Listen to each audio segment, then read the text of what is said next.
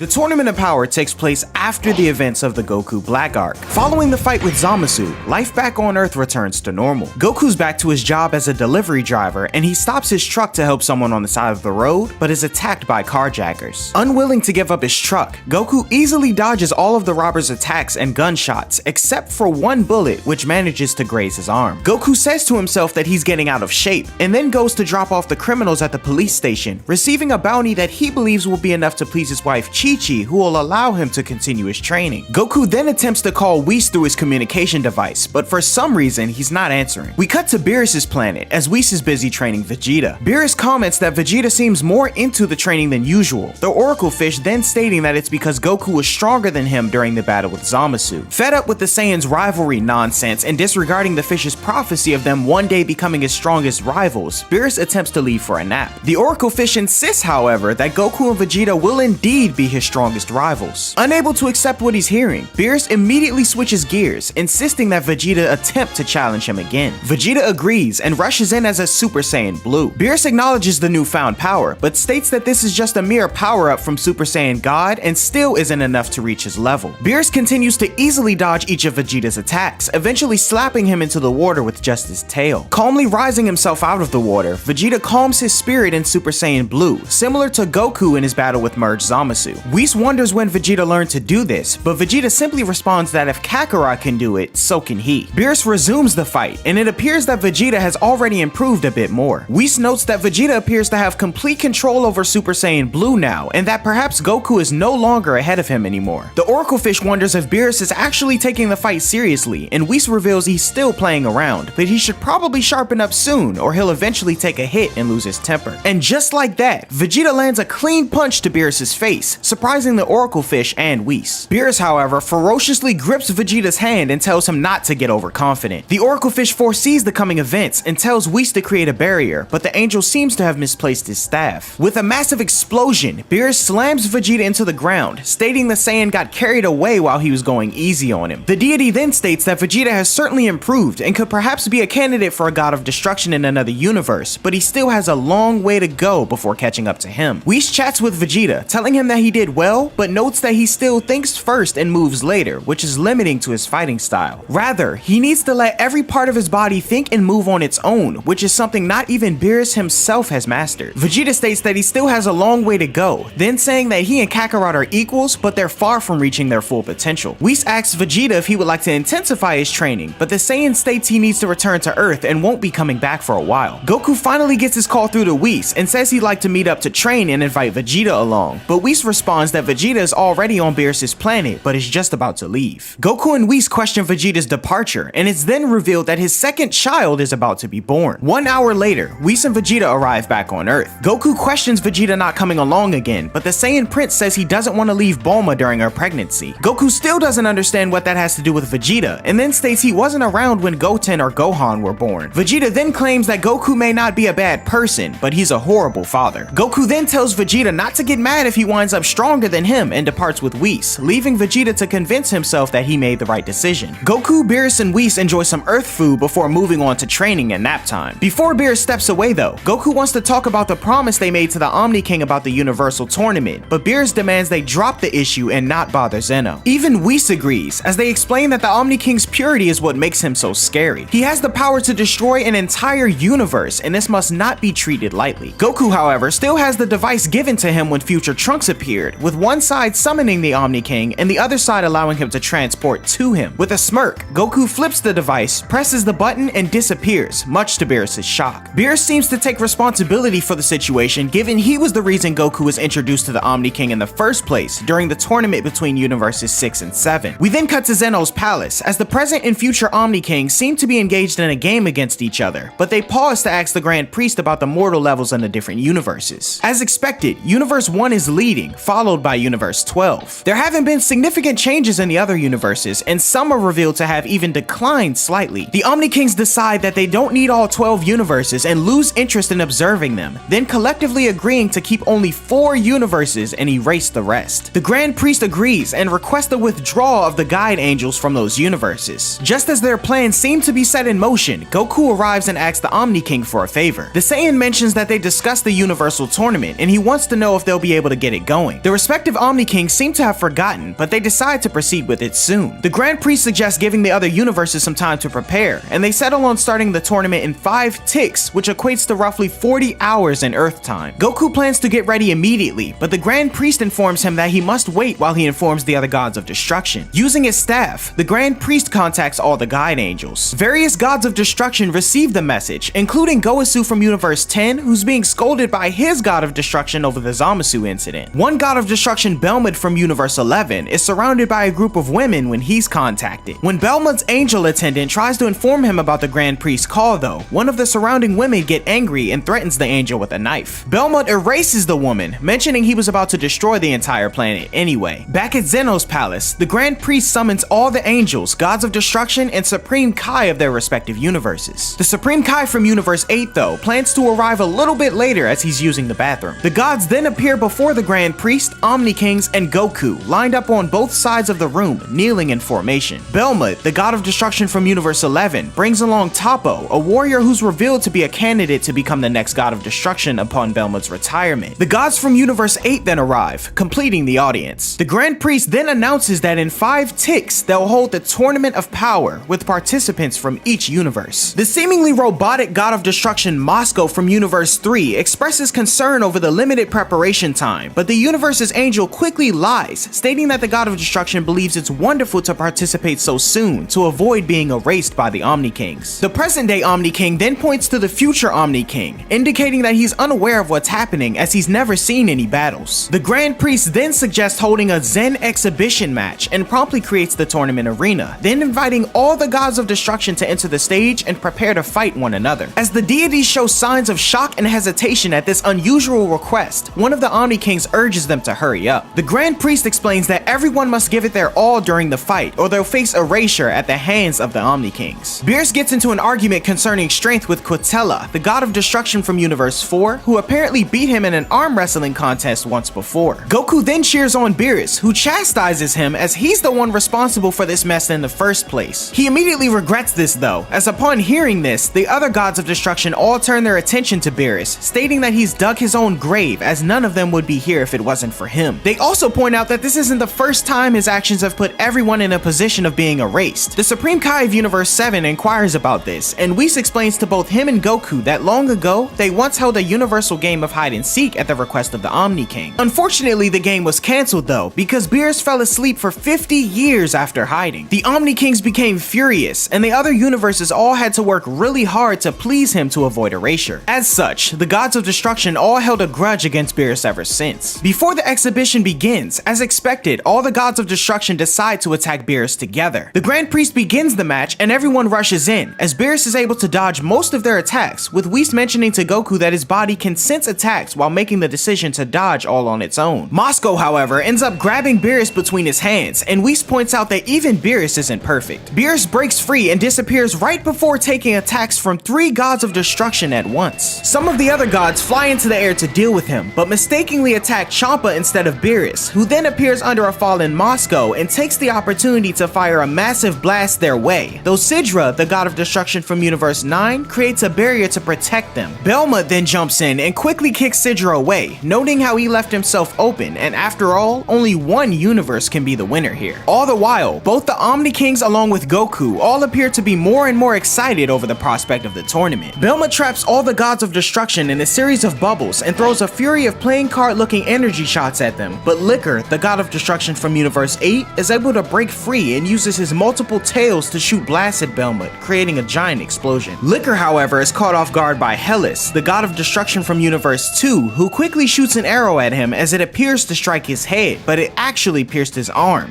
much to his anger. The god of destruction from Universe 10, known as Ramush, then freezes everyone in their tracks with his battle roar before rushing in to attack. The surrounding Supreme Kai from other universes suddenly faint, and even Goku says he can't feel his body. Whis then reveals that Ramush possesses the greatest lungs in all the universes, and his screams are powerful enough to paralyze the nerves of anyone who hears it, although the angels themselves aren't affected. He then goes on to say that even the gods of destruction should barely be standing, as we cut to Champa and the other gods who stand frozen as Ramush rushes in, knocking the lot of them away. The gods continue their battle, and at this point, even Goku is having a hard time making sense of the ridiculous power and insanity of the match. As they continue their assault on each other, another, the Omni Kings state that they can't see anything and become bored at witnessing an arena full of battle dust. We then cut to Quitilla, who deals a shocking blow to Ewan, the god of destruction from Universe 1, seemingly knocking him out. He then turns his attention to Beerus, who knocks out Ramush. The two trash talk a bit and rush in to settle the score, but the Grand Priest stops their punches with a mere finger, surprising them. The Angel states that the exhibition match was too intense for the Omni Kings to enjoy and cancels it, as we witness Belmont smiling on the ground, who doesn't appear to be battle damaged at all. As the universe's angels heal their respective gods of destruction, the Omni Kings consider throwing out the entire idea of a tournament and just erasing the unwanted universes as discussed. However, Goku urges them to reconsider, as after all, fights between mortals won't be at the level of the gods of destruction. The Omni King then tells Goku to show them how he fights, and the Grand Priest calls Toppo from Universe 11 as his opponent. In order to make the match more interesting for the Omni Kings, the Grand Priest announces that flying, weapons, and killing will all be prohibited, and the first person to touch the outside of the ring will be the loser. Whis is then questioned by Korn, the Angel of Universe 11, on Goku's manners toward the Omni King. Whis, however, explains that Goku actually helped the Omni King once, and so there's familiarity between them, shocking Korn. Toppo wonders whether Goku is also a candidate to become a god of destruction, but Goku responds that he has no interest in that and simply wants to get stronger. As the fight begins, Goku rushes in as a regular Super Saiyan, Whis figuring the Saiyan is likely doing this to observe his opponent. With no attacks landing, Toppo tells Goku to get serious. Meanwhile, the future Omni King is impressed by Goku's transformations, and the present Omni King says that Goku has even more in store for them. The Grand Priest asks Whis how many transformations Goku has, to which the Angel replies 5 total. The Omni Kings happily say they want to see them all, and Whis instructs Goku to display all his transformations in this fight, to which he agrees. Goku then transforms into a Super Saiyan 2, but the Omni Kings don't feel anything different from the first transformation. Nervous about upsetting them, Beerus yells for the Saiyan to go Super Saiyan 3, to which the Omni Kings think it looks scary and fun. Goku rushes in, but is still unable to land anything against Toppo, who finally responds with impressive speed and punches of his own. Goku is forced to ramp things up again, this time to Super Saiyan God, which even the gods of destruction and Toppo acknowledge as having the feeling of a true deity. Toppo, however, refuses to lose and lures Goku into the air, but the Grand Priest reminds him that flying is prohibited. Before he can process another thought though, Toppo fires a blast at the Saiyan and knocks him out of the air, but he quickly recovers and launches himself back in. The two launch a fury of attacks at one another, and the Omni Kings acknowledge how amazing both fighters are. Beerus then stating that Goku is finally a match for Toppo now that he's a Super Saiyan God. Beerus then yells for Goku to stop playing and turn Super Saiyan Blue to finish the match, but as Goku transforms and pulls back a punch, Toppo lands a massive kick to Goku's stomach, launching him out of the ring and declaring Toppo the winner. Goku states he's impressed with Toppo's power, but the man reveals that he's only the second strongest warrior from Universe 11. He mentions a stronger warrior named Jiren and says that he's even stronger than him, surprising Goku. Toppo states he has a long way to go before he could reach Jiren's strength, and further goes on to say that based on combat skill alone, Jiren is stronger than Universe 11's god of destruction, Belmont. Goku attempts to comprehend how there could possibly be someone stronger than Toppo in Universe 11, especially since he's a candidate for a god of destruction. However, the Saiyan is excited for the tournament and the possibility of there being so many strong guys out there, Toppo then thinking Goku is quite odd. The Grand Priest speaks with the Omni Kings in the background and announces a change to the rules of the Tournament of Power. He says that each universe shall select 10 competitors and that knocking an opponent out of the ring is the method for disqualification. The tournament will last 100 tacks, or approximately 48 minutes, and will be a battle royale with all opponents fighting in the ring together at the same time. The team with the most remaining fighters at the end will be declared the winner, or in the case that only one fighter is left, that fighter's universe will be the winner. Additionally, the Super Dragon Balls will be given to the last man standing, and as such, the Grand Priest asks Champa to hand over the 3 he's already collected in secret, and they'll gather the remaining ones. The Universe 3 Supreme Kai asks if the winning universe itself will gain anything as a reward, but the Grand Priest explains that they'll receive nothing. Instead, the losing universes will be erased by the Omni King one by one.